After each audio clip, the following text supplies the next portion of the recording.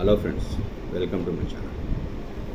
ఇప్పుడు దేశవ్యాప్తంగా వాయనాడు ఉప ఎన్నికల్లో ఫలితం ఎలా ఉండబోతుంది అనే చర్చ ప్రధానంగా సాగుతున్నది. ఎందుకనంటే మొన్న లోక్సభ ఎన్నికల్లో కాంగ్రెస్ అగ్రనేత రాహుల్ గాంధీ కేరళలోని వాయనాడ్, యూపీలోని రాయబరేలి నుంచి పోటీ చేశారు. 2 చోట్ల భారీ మేయర్తో గెలిచారు. ఈ నేపథ్యంలో ఏదో ఒక స్థానాన్ని వదులుకోవాల్సిన సందర్భం ఏర్పడింది. దీని మీద నిర్ణయం తీసుకోవడానికి ఆయన కొంత ఇబ్బంది పడ్డా కానీ చివరికి కేరళలోని వాయనాడ్ను వదులుకోవాలని నిర్ణయించారు. ఈ మేరకు అక్కడ తన సోదరి ప్రియాంక గాంధీ పోటీ చేస్తుందని కూడా పార్టీ అధ్యక్షుడు మల్లికార్జున ఖర్గే ప్రకటించారు. సో దీంతో మరొకసారి వాయనాడ్ వార్తల్లో నిలిచింది. ప్రియాంక గాంధీ ప్రత్యక్ష రాజకీయాలను చాలా కాలంగా కొనసాగుతున్నప్పటికీ ప్రత్యక్ష ఎన్నికలు ఇంతవరకు ఎప్పుడు కూడా పోటీ చేయలేదు.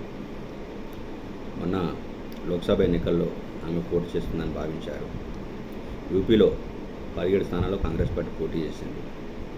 అన్ని స్థానాలు ప్రకటించినా కానీ అమేధి, రాయబరేలి స్థానాలకు చివరి నిమిషం దాకా కాంగ్రెస్ పార్టీ సస్పెన్స్ కొనసాగించింది. 2019లో రాహుల్ గాంధీ అమేధి కాన్స్టిట్యున్సీలో కేంద్ర మంత్రి స్మృతి ఇరానీ చేతిలో ఓడిపోయిన సంగతి తెలిసింది. సో తిరిగి ఆయన మళ్ళీ పోటీ చేస్తారా లేదా అనేది ఒక సందిగ్ధం నెలకొన్నది. మరోవైపు రాయబరేలికి ప్రాతినిధ్యం వహిస్తున్న కాంగ్రెస్ అగ్రనాయకురాలు సోనియా గాంధీ రాజ్యసభకు వెళ్ళడంతో ఆ స్థానం ఎవరు పోటీ చేస్తారనే ఒక చర్చ జరిగింది. ఈ 2 స్థానాల్లో ఎవరో ఒకరు, ప్రియాంక గాంధీ ఈ 2 స్థానాల్లో ఎక్కడో ఒక చోట పోటీ చేస్తుందని అందరూ అనుకున్నారు. మధ్యలో ప్రియాంక గాంధీ భర్త రాబర్ట్ వాద్రా కూడా నన్ను ప్రజలు ప్రత్యక్ష ఎన్నికల్లో పోటీ చేయాలని కోరుతున్నట్టు కొంత మీడియా ముందుకు వచ్చి మాట్లాడారు. కానీ కాంగ్రెస్ సీనియర్ నేత ఏకే ఆంటోనీ అప్పుడే ఒక విషయంపై స్పష్టతనిచ్చారు. ఈ 2 స్థానాల్లో కాంగ్రెస్ కుటుంబ సభ్యులే పోటీ చేస్తారన్నారు.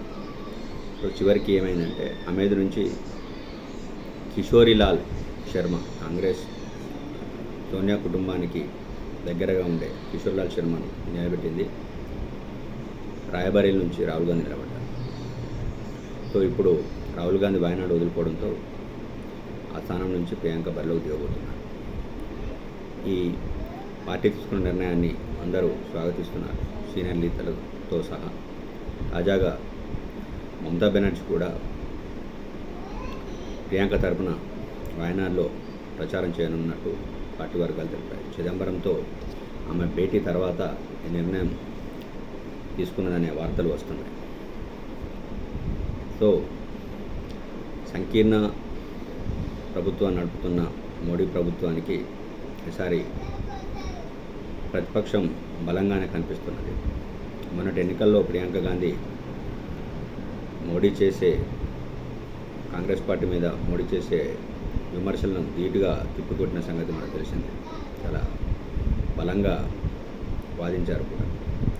అంటే వాళ్ళ కుటుంబం మీద చేసిన ఆరోపణలు సీరియస్గా ప్రతిస్పందించారు.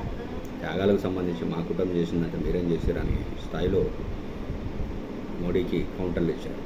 ఈ నేపథ్యంలో వాయనాడు ఉప ఎన్నికల్లో బరిలో నిలవబోతున్న ప్రియాంక గాంధీ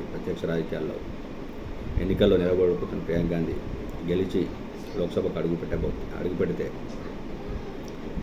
పార్లమెంట్ లోక్సభ సమావేశాల్లో ఎలా ఉంటుందనే ఒక ఆసక్తి అయితే అందరిలో. ఉప ఎన్నిక షెడ్యూల్ వచ్చి ఆ ప్రచారం తీరుతెన్నులు అవన్నీ చూసిన తర్వాత ఎట్లా ఉంటుంది, ఏం జరుగుతుందనేది మరికొన్ని రోజుల్లో తేలనుంది. Thank you.